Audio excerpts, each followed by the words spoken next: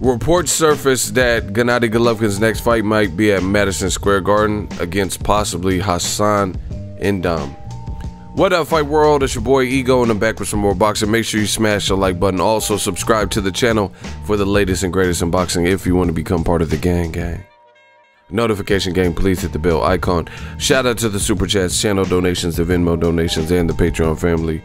We working. Now, you know, this news just came out. Shout out to Lance Pugmire of the LA Times. Link in the description to his work. Make sure you guys follow him on Twitter.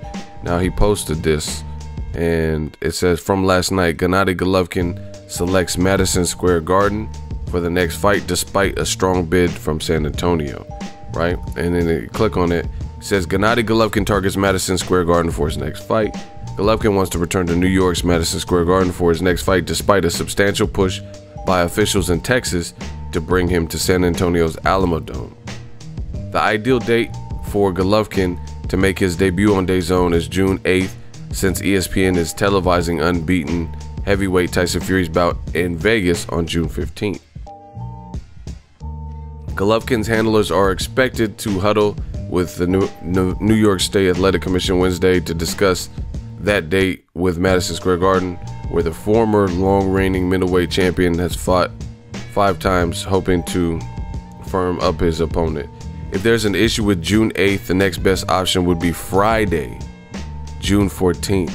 They're talking about Golovkin fighting on a Friday now. Wow.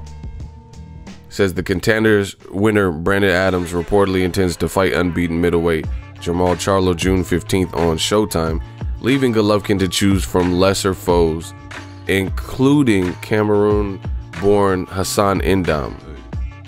Andrade was the WBA middleweight champion for 5 months in 2017.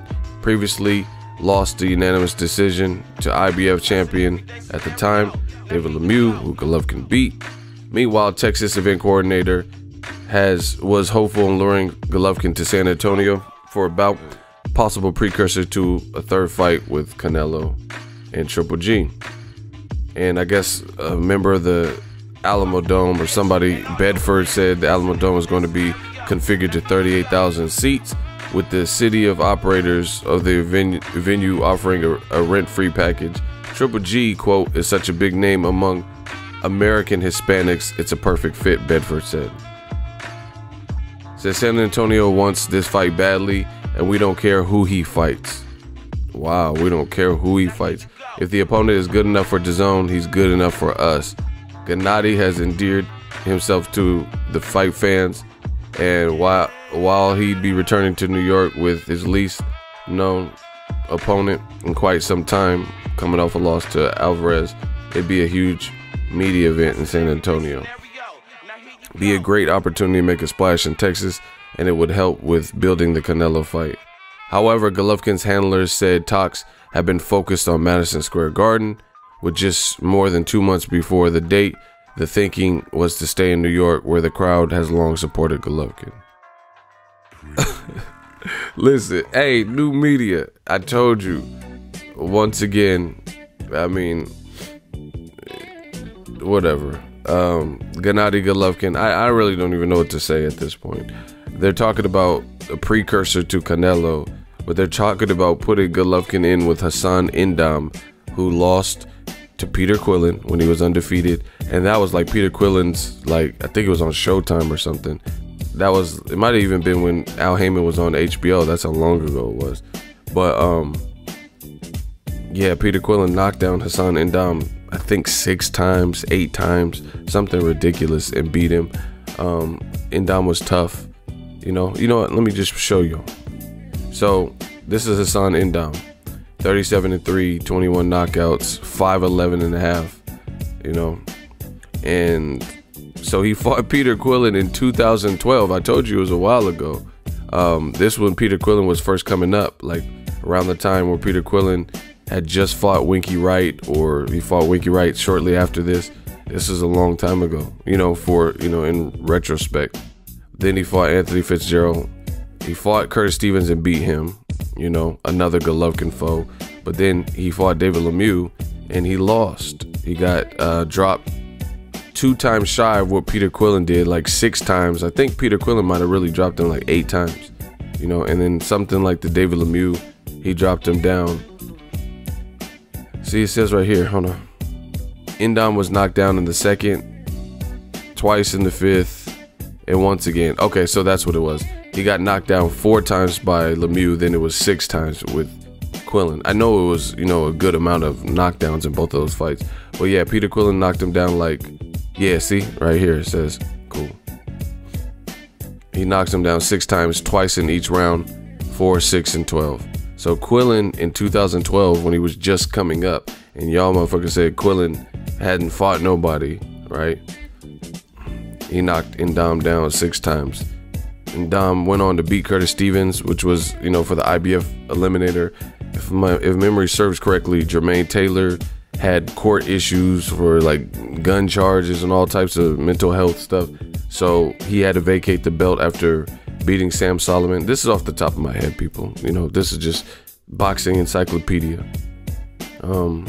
So that belt became vacated, and it was a vacant belt fight with David Lemieux. And, you know, actually, I remember this date. It was June 20th, 2015. This is literally off the top of my head. No, I didn't plan. I swear I didn't do no research. This is just off the top of my head. The reason I remember that date is because you had 3 fights on that night. I covered Andre Ward fought this day, right, against Paul Smith. And the reason I remember is because there was 3 fights on. Broner fought Sean Porter that day. I was covering Andre Ward versus Paul Smith that day. And then in Canada, you had David Lemieux taking on Hassan Indom, because I just remember being at the fight. That's, you know, that's why little things like that help me remember this shit. That's why it's in the top of my head like that. You know what you live, like I'm reciting from memory, you know. But those 3 fights happened the same day. Look it up. Sean Porter, Adrian Broner, that happened like Vegas or wherever. Lemieux versus Hassan Indom in Canada. And then I was in Oakland covering Andre Ward versus Paul Smith. You know, Ward's kind of returned after a little bit of a hiatus and legal trouble. Then he didn't really fight anyone big. Patrick Mindy, Robert Schwitz, whoever, Tomas Gargonzola, Cheese, you know what I'm saying, whatever, Alfonso Blanco. Then he fought Ryota Murata, won a split decision in a highly contested, you know, a lot of people thought Ryota Murata won, whatever. They gave it to him. They did an immediate rematch. Ryota Murata came back and beat him by stoppage. That was in 2017. And then he fought another Gennady Golovkin, former opponent, someone Golovkin beat, and he beat in a 12-round. And Dom came back in 2018, had 1 fight December 22nd, a couple days before Christmas in America, and beat Martin Murray, who, you know, lost to Golovkin, lost to Sergio Martinez. He lost, in my opinion, to Gabe Rosado. If Golovkin fights Hassan Indom, I don't even know what to say, bro. Because, like I said, Peter Quillin already been there. Guys you've already beaten, like Martin Murray already fought him. Curtis Stevens already fought him. David Lemieux already fought him. And, you know, Ryota Murata lost to him, but a lot of people say Ryota Murata beat him both times. He definitely beat him in the rematch. And then Ryota Murata loses to Rob Brandt, right? And this is who Golovkin's talking. He's 35. You know, Golovkin's about 36, 37, so the age is close. But for a silver medalist, someone coming off of, you know, what he perceives as a win over Canelo Alvarez, he said he was robbed. You know, to see a guy who fought 1 time in 2018 and fought two times in 2017, you know, I just don't see I don't understand. I don't know, you know, why not fight at this point Demetrius Andrade? Like, unless you want like absolutely no risk factor, no reward or whatever. And then it's crazy, you know, people are acting like Golovkin walks on water and say it's a great opportunity to make a splash in Texas. We don't care. Like, look, the guy says San Antonio wants his fight badly and we don't care who he fights, you know. So whatever. Dazn, they raised the price from $9.99 a month to $19.99. I don't see how Golovkin, Triple G in Madison Square Garden or Texas, Texas, at least you could fill out some seats, maybe sell tickets at a reasonable price and get people to come out, because they don't always get to see Golovkin fight, so that makes a little bit more sense. But I guess since he's fought David Lemieux, fought Danny Jacobs, and other people at Madison Square Garden, maybe they feel that's more a tried and tested market. So I don't know. I don't understand the vision right there. My thinking is, with this guy saying Bedford, he's saying there's basically a lot of American Hispanics, and Golovkin's preaching this Mexican style stuff. He says that's how he fights. So if they were going to configure it to almost 40,000, it seems like you would make a little bit more money that way. But again, this is their operation, and I guess, I don't know. We have to wait and see. It looks like Brandon Adams is fighting Charlo, and I told you who is Golovkin gonna fight. New media. Like, I did a video about Canelo, revisited Canelo interview where he said he wants to unify this year. I don't see how Golovkin is aligning himself for the Canelo fight. There's a chance maybe it still happens. Maybe DAZN pushes for that fight, but it's crazy how Canelo has to fight Daniel Jacobs. Daniel Jacobs has to fight, 3 other undefeated fighters. Golovkin before that, so that was 4 undefeated fighters in a row just to get Canelo. And Golovkin's up here fighting Indom, knowing there's a lot of other fighters and a lot of American fighters, a lot of black fighters in this game, that if Peter Quillen or somebody, who's been stopped before, unlike Golovkin, if he were to fight Indom again, or somebody else were to fight somebody who has heart but not really relevant, you could argue that he lost twice to Ryota Murata. He got dropped several times, showed heart versus Lemieux and Quillen, but in those 2 fights he got dropped like 10 times. And Golovkin, there's reports that he might, for his DAZN debut, end up fighting him. That's insane.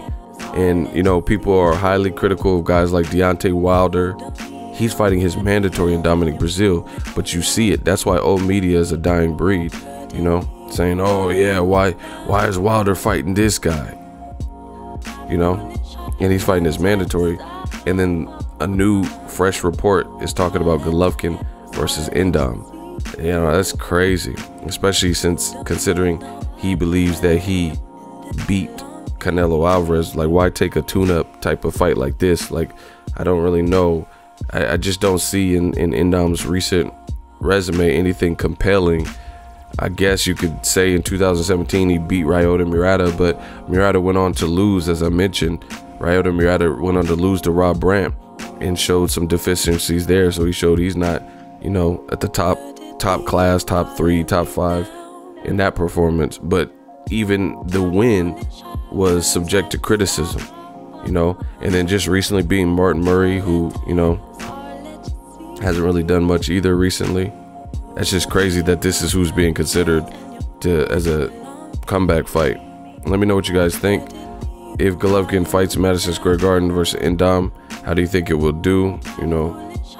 Again, I don't understand why the American fighter, like, you have people from all types of play, Bucharest and Cameroon, different places that all get to fight, but then we have an American Olympian and they're trying to put him on the card, they said, versus a Polish fighter, when they could make Triple G versus Andrade, which would satisfy the cravings of fans and clamor to see the winner of Triple G Andrade fight the winner of Canelo Jacobs. So in essence, what DAZN, especially since they raised their price, could be doing right now is establishing like a Super 4 tournament, because they have the best middleweights except for Jamal Charlo, so that's enough, because you can do 2-on-2 winners fight each other, Canelo Jacobs, if they were to make Triple G Andrade, and then the winners meet. Now you have 3 guaranteed fights that are hitters,